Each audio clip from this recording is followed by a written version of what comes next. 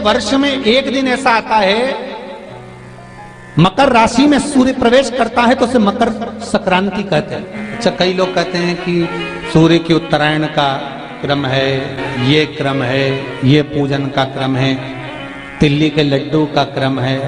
पर अगर स्कंद पुराण उठाओ तो स्कंद पुराण में अगर मकर संक्रांति के क्रम को यदि पढ़ोगे तो मालूम पड़ेगा कि शंकर और नारायण ये दोनों एक ही दिन, एक ही पल गंगा का स्नान करने के लिए जाते। एक ही माता लक्ष्मी भगवान नारायण और भगवान शिव को स्नान के लिए गुप्त रूप से झांकती है। तो भगवान विष्णु ने तिरछी दृष्टि में माता लक्ष्मी को देखा, तो माता लक्ष्मी को देखकर भगवान विष्णु शिव जी को देखे तो शंकर भगवान ने कहा, नारायण हमने देख लिया महारानी लक्ष्मी झांक रही है, हमने वर दे दिया कि लक्ष्मी का एक नाम गुप्त लक्ष्मी रहेगा।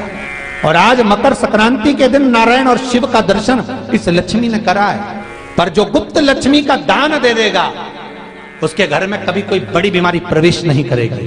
कैंसर जैसा रोग, किडनी और लीवर का रोग नहीं हो सकता। आज भी नियम है कि मकर संक्रांति के दिन एक लड्डू बनाया जाता है गुड़ और तिल्ली का, उसमें 1 का सिक्का, 2 का सिक्का या कोई लक्ष्मी उसमें फंसा दी जाती है और लड्डू को पैक कर कर किसी मंदिर में दान दे दिया जाता है। उसको कहते हैं गुप्त लक्ष्मी, जिससे घर में कोई बड़ी बीमारी प्रवेश न हो। वो केवल मकर संक्रांति को ही होता है। आप लोग दान करते हो मकर संक्रांति में?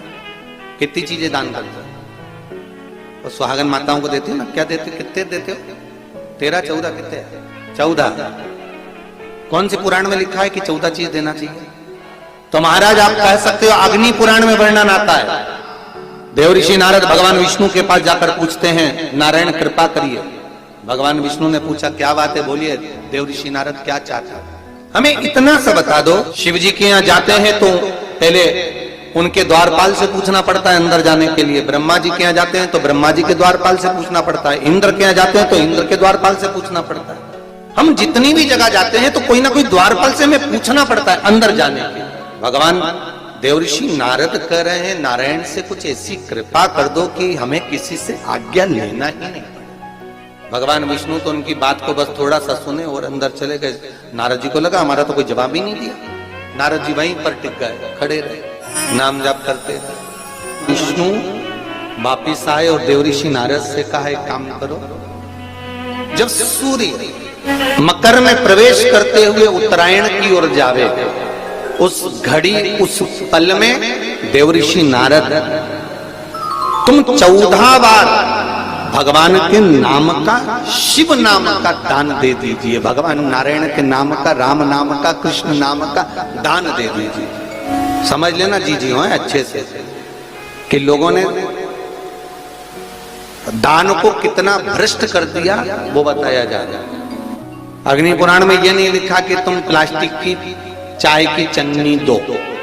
14 यहाँ क्या लिखा अग्नि पुराण में कि मकर संक्रांति के दिन जब सूर्य उत्तरायण भाव में प्रवेश करे, मकर में जावे, उस समय पर देवऋषि नारद तुम्हारे मुख से अगर 14 बार भगवान के नाम का दान 14 जीवों को दे आओगे तो किसी भी देवता के पास जाओगे तुम्हें परमिशन की जरूरत नहीं पड़ेगी, तुम डायरेक्ट प्रवेश कर जाओगे। डायरेक्ट। अब तुमको अगर वैकुंठ में डायरेक्ट प्रवेश करना हो तो बिना पूछे, तो उसके लिए कहा ही मकर संक्रांति पे दान दो।